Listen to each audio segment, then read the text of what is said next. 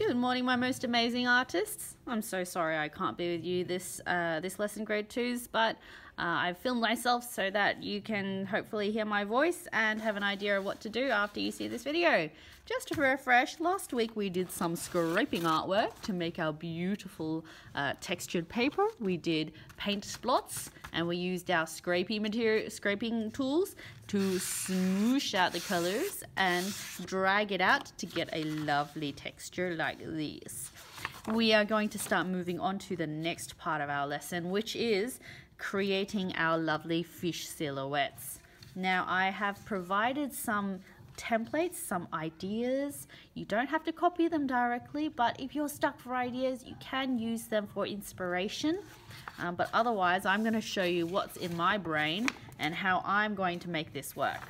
So I'm going to add to this. You guys will be starting with a blank piece of paper, and I have my textured paper. This is just one that I made for my sample. It has my name on it because I'm a good person and I remember to write my name on it. Next, I'm going to get a pencil over here, and I'm going to start by drawing a little fishy. I might draw this fishy as a round puffer fish. Take note, I'm drawing it on the back of the paper. I'm not drawing it in the colored side because that would be really sad. I'm going to give him little pouty lips, and maybe he can have a little fin over here and here. Okay, this part is pretty simple. You're just chopping him out. Chop, chop, chop. I think you might have already noticed, but I drew my fishy on the corner of the page. This is so that I have plenty of other paper to use if I want to. Another thing is, some of you might not have been here last week, so you would not have made the textured paper. If you did not make any textured paper, we probably won't be redoing it. So unfortunately, if you've missed that class, we won't be able to redo that class. So instead, ask your classmates if you can use a bit of their textured paper, or ask if you can the teacher that you have for my spare paper, and you can use some of my paper as well. Okay, so there we go. I've cut out my little fish. That's looking pretty spiffy. You might have noticed I drew him facing the left, but now when I flip him over, he's facing the other way. So I can put him wherever I want now. We are going to start using a different glue system.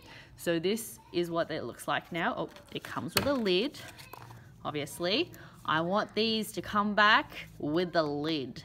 This is the only way it's going to stay sustainable. Otherwise, it's going to dry out and then we won't have any glue to use. You have either a little brush here, or you have one of these plastic spreaders. They both do around the same thing, so don't worry about which one you get. You're just going to take up a little bit. You don't need a whole scoop load. I'm going to put this on the newspaper so I don't get glue all over my good artwork. Bloop, bloop, bloop, bloop, bloop, bloop, bloop. And then, oops, I'm going to stick that down right there. Yeah. You can think about what kind of bubbles to do, what kind of coral or seaweed you want to do. Really, the possibilities are endless, and I know you are such a creative bunch. You might want to do a shipwreck, you might want to do a treasure chest. But remember, we are working with silhouettes, which means there's no detail in the inside. The detail is in the texture that we've created. So we're not adding extra details on the inside. But if you really want to, you can do something pretty special here. Getting your pencil again. This time I'm gonna do a love heart fish. Whoopsies, that's a little wonky. Like that. It's kind of like an angelfish, but in a love heart shape. Okay, then I might want to add some small love hearts to it. This is if you really want a challenge for yourself. You can take it a step further by cutting out details on the inside as well.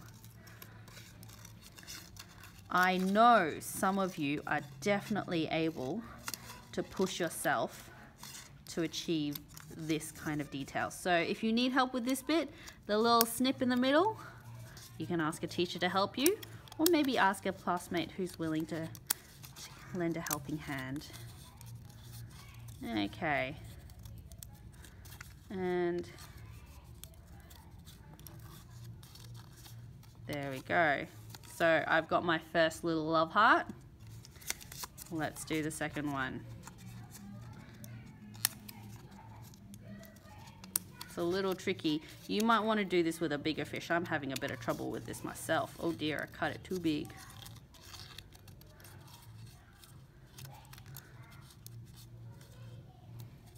Okay, that's a little wonky, but overall I'm pretty happy with that. I'm gonna bring my thing back over here. I'm gonna get some paste. Where did my glue go? Here it is. Get some paste on there. And I'm gonna stick it down. Oh, I might cut the mouth out as well. There's a lot of improvising when I teach, but that's all right. You guys are really good at following me right now, and we're done.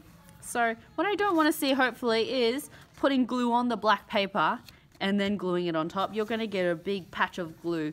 Put the glue onto the actual fish and then stick the fish onto your artwork. So I don't want to see any patches of glue there. That doesn't look really great at all. So yeah, I hope you have a fun time. Listen to your teacher. I am in the school, so if there is any trouble, I will be there. Okay? Have a great time, and I will see you around. Bye!